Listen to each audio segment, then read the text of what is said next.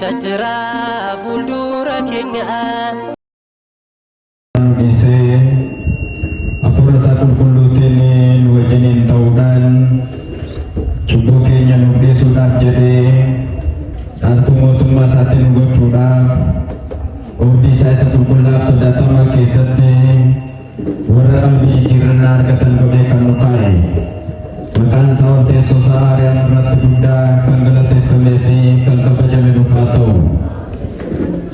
Kabajamoo abbaa keenyaa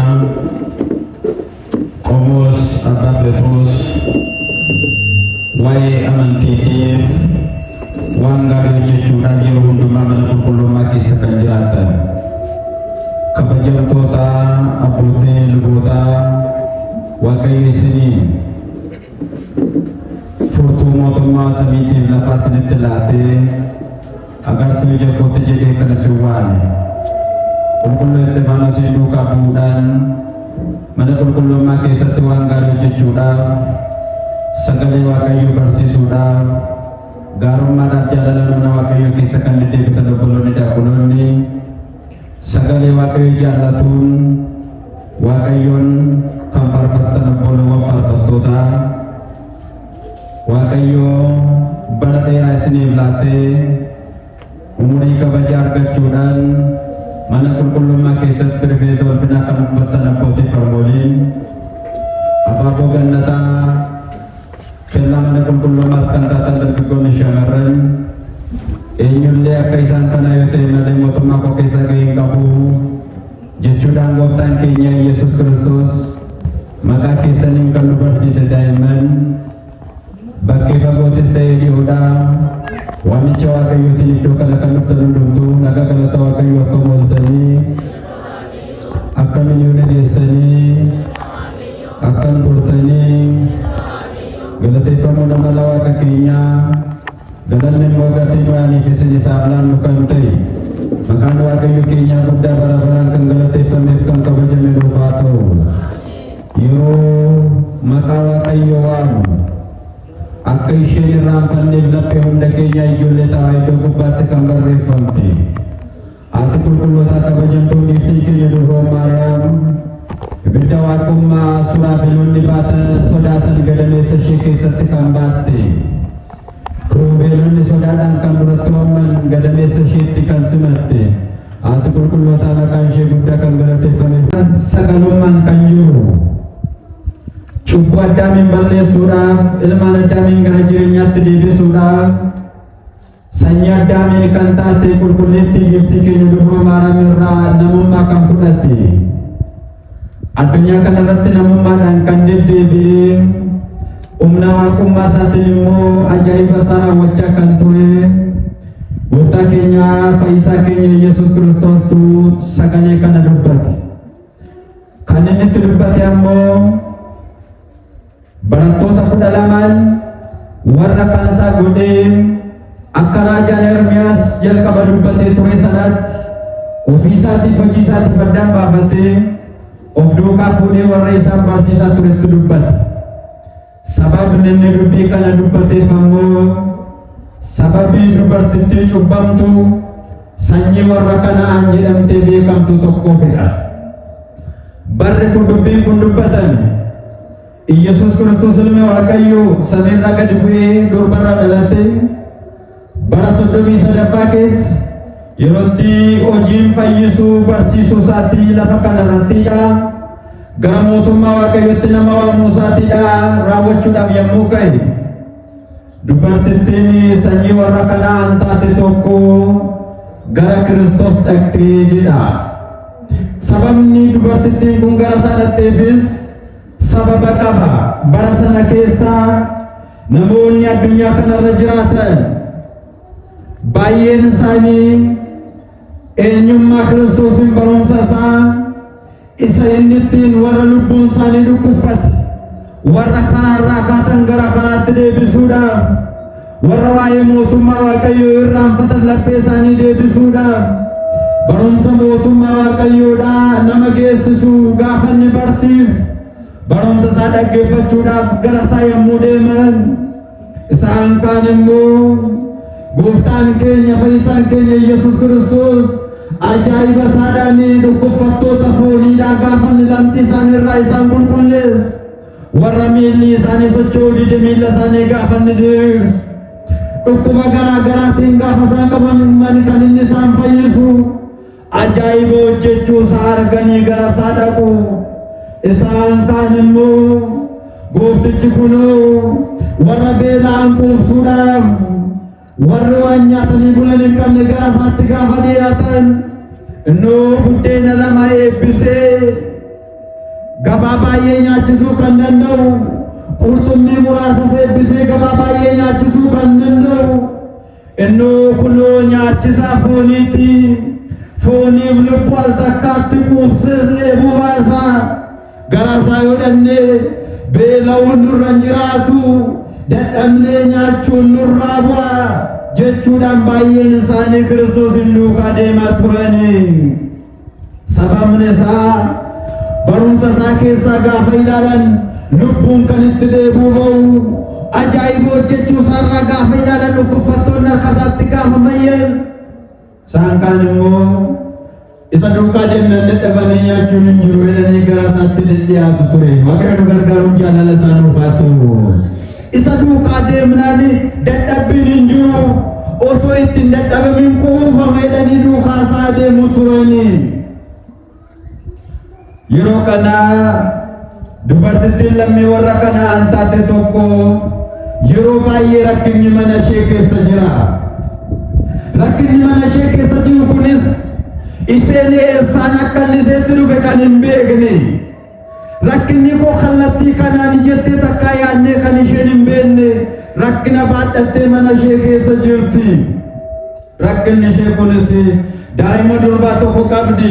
Yeroodhuma hundumaa mucaan ishee kun dhibeedhaa wajjiniin wal fudhattee waan jirtuuf armee ishee kana baay'ee rakkisti turte. Yeroo kana waa'ee Kiristoosiin mana ishee keessatti oduu isaa dhageesse. Lapheen keenya keessatti waa'ee Kiristoos akka dhaga'amu jaalala isaa nuuf haa ta'u.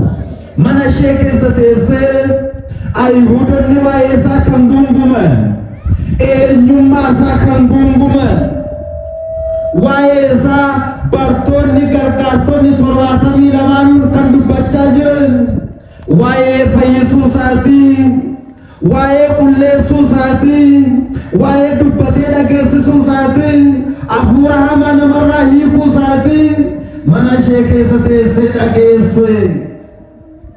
Gaafa dhageessu murtii murteessite.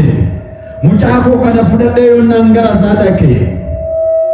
Dhibeen mucaa kootii kun irraa naa qullaa. Ani nagaadhaan mana koo keessa jiraachuu nan danda'a jettee yaadde. Waaqayyo laphee akkasii nuu kennuun jaalala isaa nuuf haa ta'u. Yoon naqe nan fayya. Ilmi Waaqayyoo, ilmi dubroo Maariyaam inni addunyaa fayyisuudhaaf dhufee anaafis dhibee koo dhibee daa'ima kootii kanarraa na hiika jettee mucaa ishee baadhattee gara Kiristoos dhatte. Baay'een keenya umuriidhuma amma irra jirru kanatti rakkina dhuunfaa keenyaa qabaachuu dandeenya ta'a. Isaan kan baratanii karaan deemsaadha jala cufamee beekumsa osoo qabanii keessa isaaniitti beekumsi isaanii awwaalamee baay'een keenya bara baay'ees hojjennee hojii keenya irratti daangaa wayii daangeffamee kallattii isaa kan wallaalle baay'een keenya jiraachuu danda'a. Gara Waaqayyo haa dhufnu inni furmaata nuu laata. Galanni maqaa isaatiif haa ta'u. Ayyoonnaan gara isaa dhaqe dhibee kootii na qullaa. Mucaan koo kunis immoo naa fayyuu dandeessi jette. Waaqayyoon fayyisa moo fayyisu? Hin fayyisa. Yeroodhaaf garuu wanti nuyi yaadne bakka ga'uu dhiisuu danda'a. Yeroo wanti nuyi yaadne bakka ga'uu dide sana Waaqayyo aangoon isaa daangeffamee miti. Waa'ee keenyatu fuula Waaqayyoo duratti qajeelaa ta'e mul'achuu ije. Yeroodhaaf kadhannee fuula Waaqayyoon duratti deebii dhabuu dandeenya. Waamnee Waaqayyo bukkeedha kan gaafannetti furmaata argachuu dadhabuu dandeenya. Akka nuyi gaafannee deebiin arganne kan godhu umli waaqayyo gaaffii keenya deebisuudhaaf irratti osoo hin ta'in waan nuyi yaannu waan nuyi hojjennu laphee keenya keessa kan jiru daba keenya hammeenya keenyatu fuula waaqayyoo duratti daangaa ta'ee taa'a. Waaqayyoon anaafis fuula waaqayyoo duratti kan hojjenne cubbuun keenya daangaa kan ta'e nurraa buqqisuun jaalala isaa nuuf haa ta'u. Daangaa ta'ee taa'uu danda'a. Sababni isaa wanti gaariin nu hojjennu fuula waaqayyoo irraa yoo dhokate yeroo nama hundumaa lapheen keenya hammeenyaan qabamee taa'a yoo ta'e akka bakkeedhaan mul'atutti nama waaqayyoo fakkaannee uffata nama waaqayyoo uffannee keessi keenya yeeyyiidha yoo ta'e nuyi fuula waaqayyoo duratti dhiyaannee dhageessifachuudhaaf waaqayyoo akka inni nu nageenyeef cubbuu keenyatu daangaa ta'e gidduu keenyaaf gidduu waaqaa ta'a. Wangeela qulqulluu Luqaasiin boqonnaa 16 lakkoofsa 24 kaasaatti ilaala. Nuyi gara keenyuuf atis gara keenya nuftu nuuf gidduu bowwaa guddaatu uumameera jedhe. Bowwaa guddaatu uumamee jira jechaan badii ati lafa kanarratti hojjechaa turte sana ammeenyaati namarratti hojjechaa turte sana yakki ati Alaazaar irratti balbala keetti hojjettu sun si waaqayyoon gidduu bowwaa guddaa uumeera akka itti irra tarkaanfattee dabartuun qabnu jedhe. Waaqayyoon wajjin jaalala isaa nuuf haa ta'u. Dubartittiin kun gara Kiristoos yoo naqe nan fayyaa jette. Yoo naqe maaliin ta'a? Nan fayyaa. Yoo naqe mucaan koo naa fayyiti jette. Mucaa ishee baadhattee gara Kiristoos natte. Yeroo ishee nattu Kiristoos bartoota isaatti wajjin deema. Bartoonni isaa 12 Kiristoos wajjiniin waan inni hojjeturraa kan inni hojjete sun addunyaa kana akka fayyisuuf barsiisuudhaaf ajaa'iba isaa ilaala. Dubbii isaa isa iccitii ta'e immoo laphee isaaniitti qabachaa achitti gaafachuun kan isaan hin barbaachifne immoo iddoo dhoksaatti gaafachaa Kiristoos hin duukaa deemu. Ganama mucaa ishee fudhattee gara Kiristoos dhatte. Ganama mucaa ishee fudhattee gara Kiristoos yommuu dhattu guyyaadhuma guutuu booddee Kiristoos bartoota isaatti deemtee yaa ilma Daawit mucaan kun naa maarii jettee iyyaa duukaa deemti. Ganama baate kan isheen baattee deemtu mucaa dhukkubsattuudha. Bartoonni Kiristoos iyya ishee kana dhaggeeffachaa deemu. Kiristoosis iyya ishee kana dhaggeeffachaa deema. Kiristoos garuu galagalee isheen ilaalle ture jedha. Waaqayyoon sanuu laachuun jaalala isaa nuuf haa ta'u. Inni garuu galagalee isheen ilaalle ture. Isa isheen ganamaa kaatee iyyaa duukaa deemtu. Bartoonni isaa iyyi ishee kun maali jedhanii xiinxalli irratti yaada irratti geggeessaa kan deeman kana inni galagalee ilaalle ture. Osooduma jedhu waariin saatiin waaree geenyaan osooduma isaan duukaa deemanii bartoonni Kiristoos iyya dubartittii kana osoo dhaggeeffatanii aduun galagalaa'e. Ilmi Waaqayyoo cubbuu addunyaa balleessuudhaaf warra rakkataniif furmaata ta'uudhaaf kan dhufe iyya dubartittii kana galagalee ilaalle ture jedha.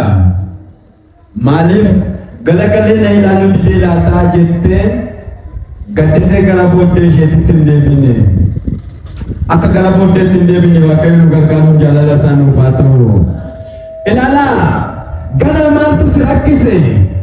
Dhibeen kee maali jedhanii gaafachuun gaafatu mucaa dhukkubsattuu baattee deemaa jirti. Maal barbaadde jedhamtee akka hin gaafatamneef isin barbaachisu rakkina mucaa isheetii kana dhibee mucaa isheetii kana irraa furmaata argachuudhaaf dhufte. Kiristoos garuu rakkinni kee maal inni jedhee isheen gaafanne galagalees isheen ilaallee jedha kitaabni qulqulluun. Akka iyyi ishee kun hin dhaga'amne rakkinni ishee kun akka hin mul'anne Kiristoos waa'ee isheetiif dafee akka hin gaddine akka garaan laafne waa'ee isheetiif maaltu daangaa ta'ee laata? Kiristoos garuu galagalee isheen ilaalle ture jedha. Asirraa kan nuyi arginu rakkina hammamii baannee fuula Waaqayyoo fuula mana qulqullummaa dura yoo dhaabbanne waggaa hamma kanan dadhabee bara hamma kanan dhaabbadhee ji'a hamma kanan dhaabbadhee furmaata arganne osoo hin jedhin Waaqayyo gaafa guyyaan isaa ga'e furmaata naa kenna jennee obsinee dhaabbachuun murteessaadha. Waaqayyo nu gargaaruun jaalala isaa nuuf haa ta'u. Anoo ganaman ba'e hanga ammaatti furmaata arganne Waaqayyo maaliif callisee na ilaale? Ilmi Waaqayyo anaa maaliif furmaata na laanne jettee gara booddee isheetti hin deebine. Inni galagalee seen ilaalu mandara tokko keessaa ba'anii bartoonni Kiristoos wajjin gaafatti mandara kan biraatti darban mandara isa kan biraatti duukaa dabarti. Sababni isaa hanga gaaffii seetiif deebii argatutti Kiristoosiin duukaa hin deebine. Galanni ulfinni illeen Waaqayyo nuuf haa ta'u. Hanga gaaffii isheetiif deebii argattuudhaatti hanga isa nuffisiiftee duukaa deemtee dhibee seetiif furmaata argattutti Kiristoosiin duukaa deebi'uu hin barbaanne. Har'a addunyaan mana qulqullummaa keessaa faarfannaa jalqabee waggaa 2-3 walitti aansee yoo faarfate isaan kanaan dura faarfadheettu immoo maaltu itti na milkaa'ee amma yoomittanii dadhabbii akkasumaanii kana dadhabaa jedhee gara booddeetti kam deebi'u har'a mana qulqullummaa keessa baay'eedha.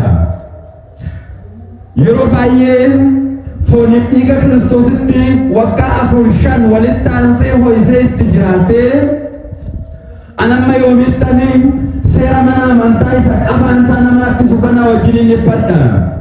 Isa kanaan duratti immoo milkaa'insa maaliin itti argadhe kan jedhu namni yeroo baay'ee gara booddeetti deebi'a. Kiristoosiin duukaa deemuu barbaannaan Waaqayyo wajjin deemuu barbaannaan mootummaa isaatti galuu barbaannaan hanga dhumaatti danda'anii duukaa deemuutu barbaachisaadha. Waaqayyo laphee danda'u nuuf kennuun jaalala isaa nuuf haa ta'u. Inni galagalee seen ilaalle hanga galgalaatti garuu isheen lapheen see boodatti hin deebine.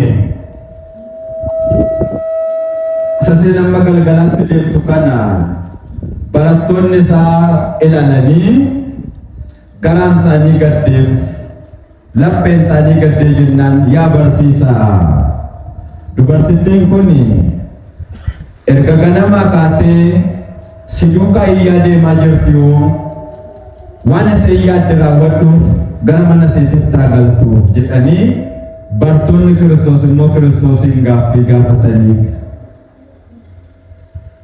Erga ganamaa kunoo si wajjin dadhabaa si duukaa deemaa jirti. Nan dadhabe jettee gaaffiidhaan gara manaatti hin deebine. Furmaata hin arganne jettee dugda ishee duubatti hin deebine. Kan ishee yaadde raawwadhuuf jedhanii bartoonni himannaa jalqabaniif galanni ulfinni illeen Waaqa keenyaaf haa ta'u. Yeroo tokko addunyaa kanarraa namoonni kitaaba qulqulluu callisanii eenyummaa kitaabaadhaan ija mana amantaa keessatti ta'anii sirnaan hin arginiif abbootii beektota mana kiristaanaarraa immoo ijaan nageenyeef nuyi Waaqayyo wajjiniin kan walitti nu quunnamsiisu namni kan biraan maaltu jira? Nuyi ofii keenyaayyuu erga Kiristoos qaraanyootti dhiiga isaa dhangalaaseetti nuyi Waaqayyo wajjiniin kallattiidhaan walitti dhufneerra jedhanii kitaaba qulqulluu kana jallisanii barsiisu. Egaa nummoo kunoo kitaaba qulqulluu kanarraa kan arginu yonnaa nuun Waaqayyoon kadhannee cubbuun keenya nuuf Waaqa gidduutti daangaa ta'ee taa'aa jira yoo ta'e nummoo deebi'uu barbaanna yoo ta'e kadhannaan keenya osoo fuula Waaqayyoo bira hin gahin akka hin hafnetti qulqulloonni Waaqayyoo fuula Waaqayyoo dura yeroo hundumaa kan dhaabbatan halkanii guyyaa galgalaa ganama fuula Waaqayyoo kan argan maaloo kadhannaa isaanii dhaga'uuf jedhanii Waaqayyootti iyyata dabarsu. Bartoonni Kiristoos maaloo yaa barsiisaa himannaa see kanaa dhaga'iif erga ganama wayyaas duukaa deemaa turte jedhanii araara gidduutti dubbachuu jalqabanii. Cubbuun keenya fuula Waaqayyoo duratti daangaa ta'eera yoo ta'e waa'ee cubbuu keenyaatiif fuula Waaqayyoo dura kan dhaabbate qulqulloota Waaqayyoo toloota qulqulloota Waaqayyoo wareegamtoota ergamoota Waaqayyoo warra fuula Waaqayyoo duratti yeroo hundumaa jabeenyaan dhaabbatan. Aniifis cubbuun keenya fuula Waaqayyoo dura akka qabduuf fuula Waaqayyoo duratti iyyata kadhannaa nuu dhiyeessu. Dhaga'iif maaloo nagaadhaan gara manaatti galtuu jedhanii bartoonni deebii kennanii gaafa isaan gaafatan gooftaan keenya Yesuus Kiristoos ulfina maqaa isaatiif galannaa ta'u akkas jedhe.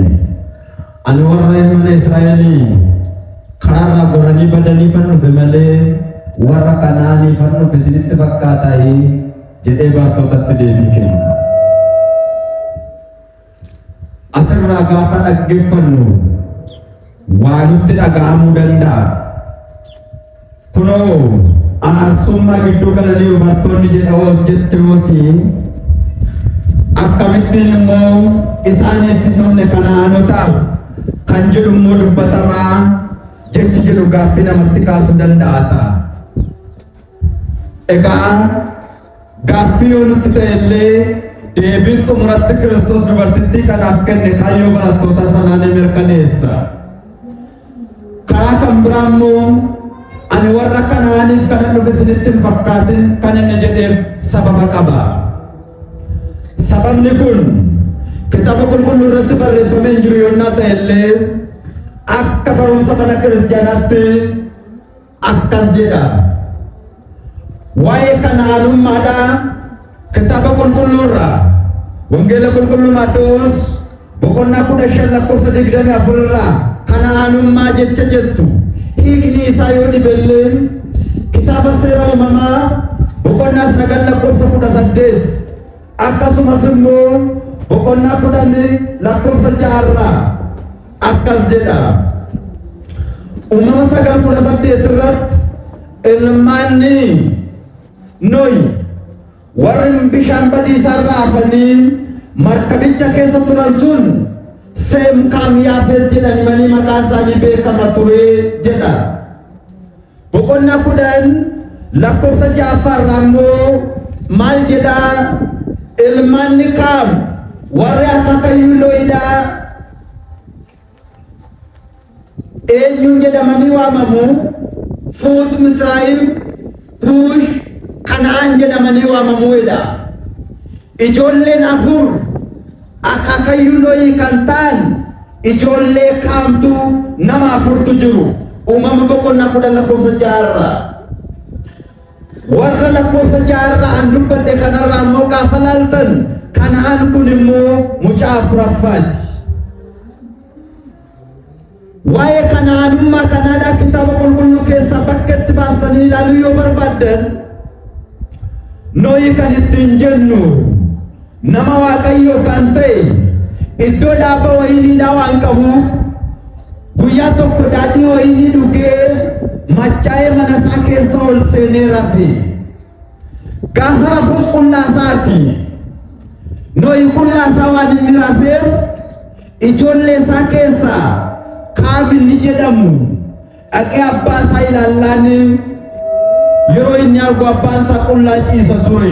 Kaam naasuudhaan qabamee abbaa isaa bira gara booddeetti deebi'e.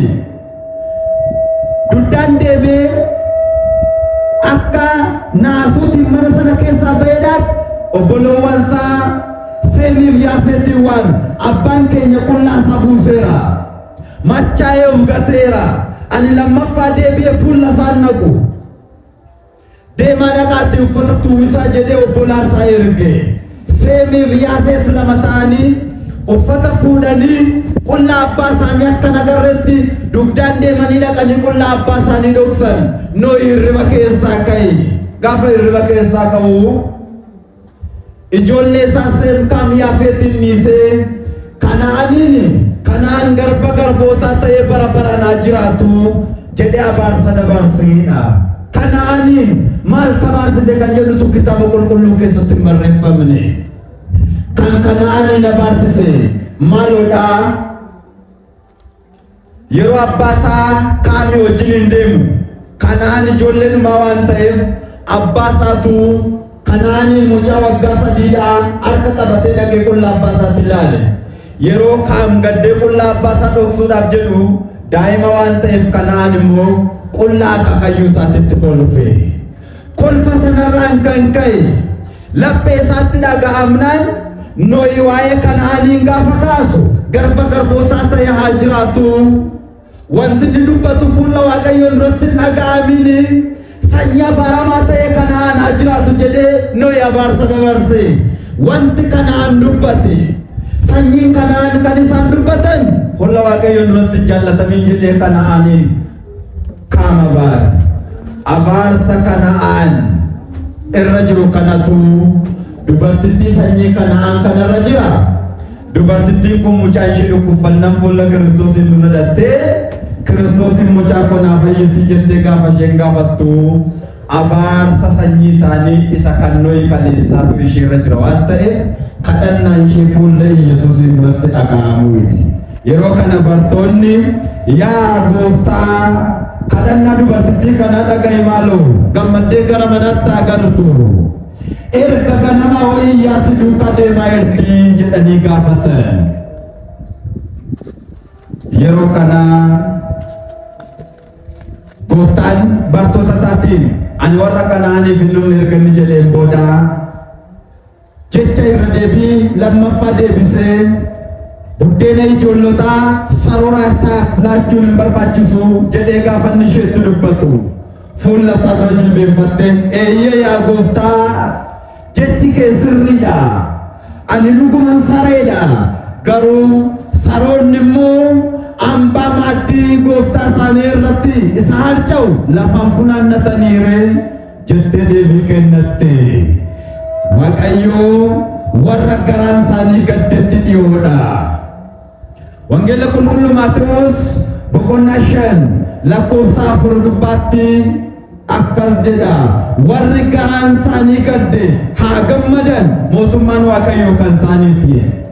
Lapheen ishee waan gaddeef eenyummaa ishee Kiristoos bakka itti baasee gaafa inni dubbatu jecha saree jedhamuun gaafa waamamtu eeyyee yaa Gooftaa harcaa maaddii ijoollee irraa saroonni funaannataniire isa irraa harca'u jettee gaafa isheen dubbattu Yesuus Kiristoos amantaa kana qabaachuu isheetti gammade nagaadhaan gara mana keetitti gali mucaan keessi bayiteettiin jedhe galanni ulfinni illeen Waaqa keenyaaf haa ta'u. Kadhannaan bartootaa hin dhaga'ame Kana'aanummaan abaarsi Nohi kaleessa kaa'e hin diigame isheenis mucaan ishee fayyitee gara manaatti galte. Dubartittiin kun ogummaa qabdi tokko lammaffaa obsa qabdi sadaffaa immoo amantii qabdi. Fuula Kiristoos duratti waa'ee dubartittii kanaadhaa kan ittiin jaallatame waa sadiin. Inni tokko amantaa qabaachuu ishee Kiristoos duukaa deemuu barbaannaan nan argadheef nan dhabeef nan dhageessifadheef dhageessifachuun nan dhabeen hin barbaachisu. Amantiidhaan amma xumuraatti dhaabbachuutu barbaachisa. Amantaadhaan hanga galgalaatti iyyaa duukaa deemaa turte hanga araarsummaa qulqullootaa gidduu galutti. Obsaan duukaa deddeebite rakkinni yoo baay'ate jeequmsi yoo baay'ate Waaqayyoon duukaa deemuu kan barbaadu amantaa keessa jiraachuu kan barbaadu kan Waaqayyoo ta'e mootummaa galgalaa isa samiidhaatti galuu kan barbaadu obsaan mana qulqullummaa keessa jiraachuu qaba. Obsaan guyyaa guutuu duukaa deemaa oolte obsa isheetiin fuula Kiristoos duratti jaallatamte. Inni kan biraan ogummaa isheetiin ogummaa jechuun abshaalli fuula Waaqayyoo duratti gadi deebisee jiraata. Eeyyee yaa Gooftaa ani dhuguman sareedha jechuun ogummaadha. Namummaa osoo qabdu ani dhuguman sareedha. Maaddii irraa nyaachuu qabaan jenne harcaa maaddii irraa isa harcee naan ga'e jettee gaafatte.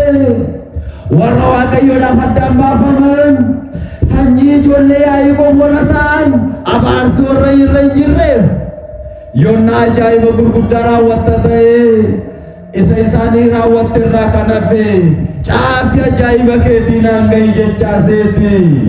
Waaqayyo qulqulloota Yesuus Kiristoos harcaa maaddii irraa kan isheen gaafatte maaddii guutuu irraa isheedhaan ga'e galanni ulfinni Waaqa keenyaaf haa ta'u. Waaqayyoon galateessa. gammachuudhaan gara mana seetitti deebitee galte.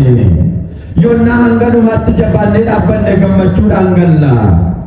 Lafa kana irratti rakkina kan qabnu, mana keenya keessaa dhibee kan qabnu, rakkinni kan nurra jiru, gaaffii ofii keenyaa kan qabnu, obsaaf ogummaadhaan amantiidhaan fuula Waaqayyoo dura yoonna dhaabbanne gammachuudhaan gara manaatti galla. Waaqayyoo warra karaa irraa akkaatanii mana Israa'elii badan hin barbaada. Hin barbaadamoo barbaadu? Ani warra mana Israa'elii badanii fadhu fedhe. Warra mana Israa'elii badan, warra mana keessa jiraniif miti. Warra iddoon isaanii tolee nuu ta'eera jedhanii ta'aniif miti. Warra cubbuun karaa irraa isaan kaachise. Warra mootummaa Waaqayyoo keessaa badan gara mootummichaatti deebisuudhaaf ilmi Waaqayyoo dhufe. Wangeela qulqulluu Luqaas boqonnaa 19 lakkoofsa 10 irratti dubbii tokkotu barreeffamee jira. Yeroo Kiristoos addunyaa kana irratti adeemee waan gaarii hojjetee agarsiisu tokko namichi maqaan isaa Zakkiyoos jedhamee waamamu eenyummaa Kiristoosiin oduu isaa dhaga'e. Oduu Kiristoosiin gaafa dhaga'u maalummaa isaa, barumsa isaa, fayyisuu isaa gaafa dhaga'u waa'ee namicha isa odeessaa jiranii kanaadha. Isa maqaa isaa Kiristoos jedhanii Galiilaa keessa waamaa jiranii kanaadha. Ani nan dhaga'e malee nagarre dhaqeen ilaalaa jedhe. Dhaqeen maal godha? Dhaqeen ilaalaa. Maarree waan gaarii deemanii ilaaluun barbaachisaadha. Waa'ee mootummaa Waaqayyoo itti siqatanii dhaggeeffachuun murteessaadha. Fagoo irra taa'anii maal jedhu laata jechuun barbaachisu. Fagoo irra taa'anii yoo naqe maaltu ta'a laata jechuun gaafatu. Waa'ee mootummaa Waaqayyoo, waa'ee isa samii irraa itti siqanii dhaggeeffachuutu murteessaadha. Dhaqeen ilaala. Ani waa'ee isaa nan dhaga'e malee hin argine. Yeroo inni manaa ba'ee Kiristoosin ilaala jedhee gaafa inni dhaqu,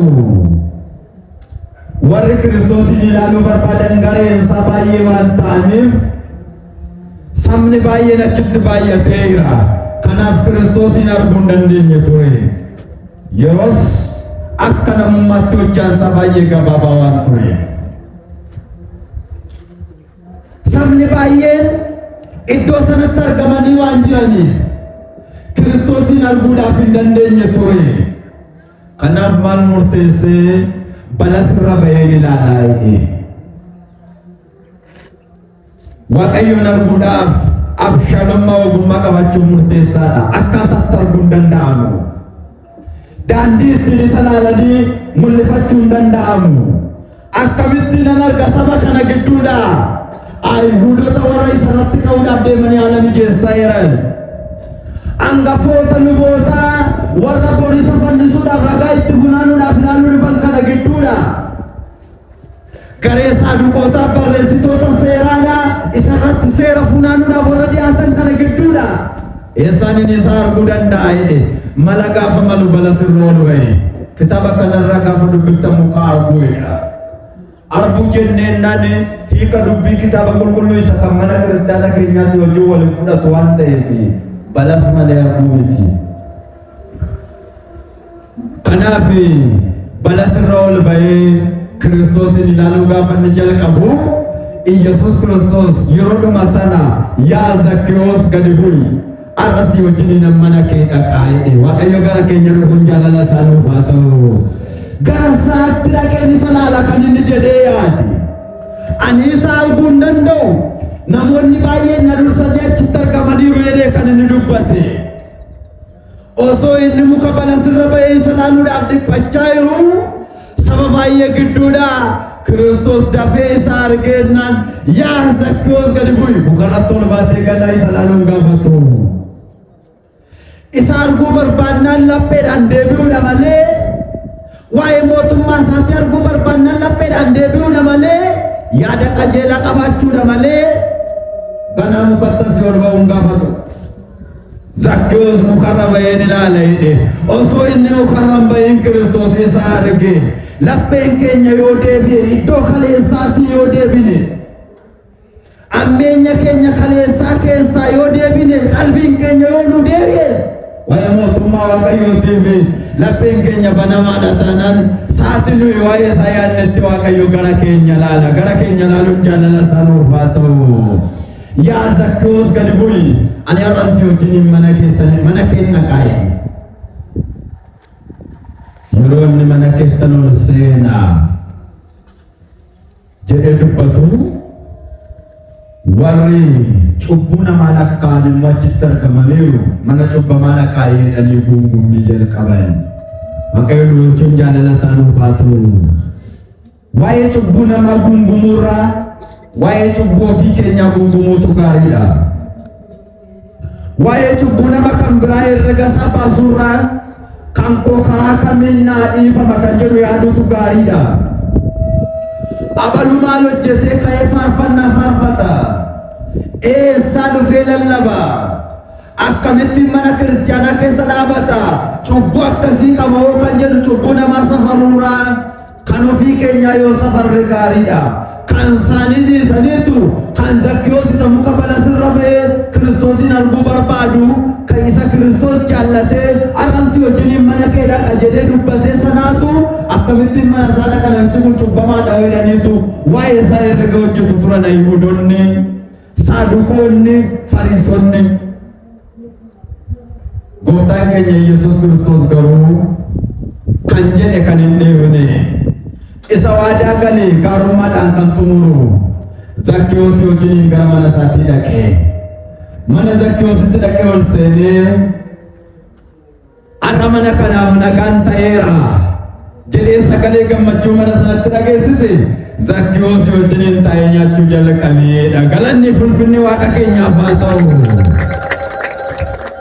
Zakkewoos wajjiniin taa'ee maaddii irraa nyaachuu Kiristoos jalqabe. Yeroo Kiristoos Zakkewoos wajjiniin taa'ee maaddii irraa nyaatu